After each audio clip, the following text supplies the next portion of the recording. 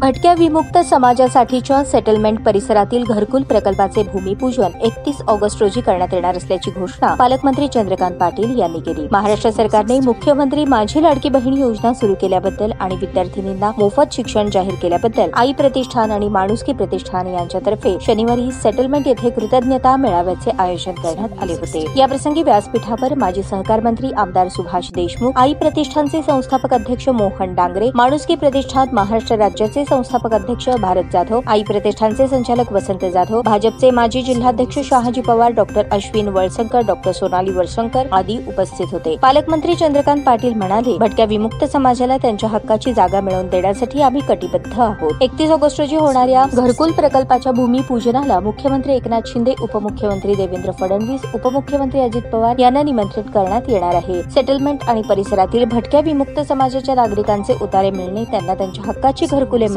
यासाठी सरकार प्रयत्न करत आहे। महाराष्ट्र सरकार महिलांच्या उत्कर्षासाठी प्रयत्नशील आहे। मुख्यमंत्री माझी लाडकी बहीण योजनेतून दरमहा 1,500 रुपये, मुलींचे मोफत उच्च शिक्षण, महिलांना वर्षातून 3 मोफत गॅस सिलेंडर, पिंक रिक्षा अशा अनेक योजना सरकार राबवत आहे। या प्रसंगी उद्योगपती दत्ता सुरवसे, राज्याचे माजी अव्वल सचिव लालासाहेब जाधव, उद्योगपती प्रमोद साठे, उद्योगपती काशीनाथ जाधव, मागास समाजसेवा मंडळाचे अध्यक्ष सुभाष चव्हाण, समाजसेविका अरुणा वर्मा, प्रादेशिक परिवहन अधिकारी डॉक्टर दुर्गप्पा पवार, पुणे येथील महिला व बालकल्याण आयुक्त संजय माने, पत्रकार रामू गायकवाड, नायब तहसीलदार विठ्ठल जाधव, आंतरराष्ट्रीय अॅथलेटिक्स खेळाडू वंदना गायकवाड, शिक्षक राहुल जाधव, अंकुश जाधव यांना त्यांच्या क्षेत्रातील उत्कृष्ट कामगिरीबद्दल पुरस्काराने गौरवण्यात आले। मंत्रालयातील सहाय्यक कक्षा अधिकारी अबोली गायकवाड, पोलीस उपनिरीक्षक आरती जाधव, IAS परीक्षा उत्तीर्ण झालेल्या स्वाती राठोड यांना, त्याचबरोबर डॉक्टर सुजाता जाधव, छत्रपती संभाजीनगर, प्राध्यापिका शारदा जाधव पुणे, शिक्षिका प्रभा जाधव पुणे, समाजसेविका शैलजा जाधव सांगली, समाजसेविका संगीता माने सासवड, शिक्षिका निर्मला जाधव परभणी, समाजसेविका माया कुंचिकोर्वी मुंबई, समाजसेविका सुलोचना माने सांगली यांना सन्मानपत्राने गौरवण्यात आले। याप्रसंगी आई प्रतिष्ठानचे अध्यक्ष मोहन डांगरे, उपाध्यक्ष सचिन हिरेमठ, सचिव योगेश डांगरे, खजिनदार राहुल डांगरे, आई प्रतिष्ठानचे संचालक वसंत जाधव, सृष्टी डांगरे आदी उपस्थित होते। आई प्रतिष्ठानचे अध्यक्ष मोहन डांगरे यांनी प्रास्ताविक केले, ऐश्वर्या हिबारे यांनी सूत्रसंचालन केले, तर माणुसकी प्रतिष्ठानचे अध्यक्ष भारत जाधव यांनी आभार प्रदर्शन केले।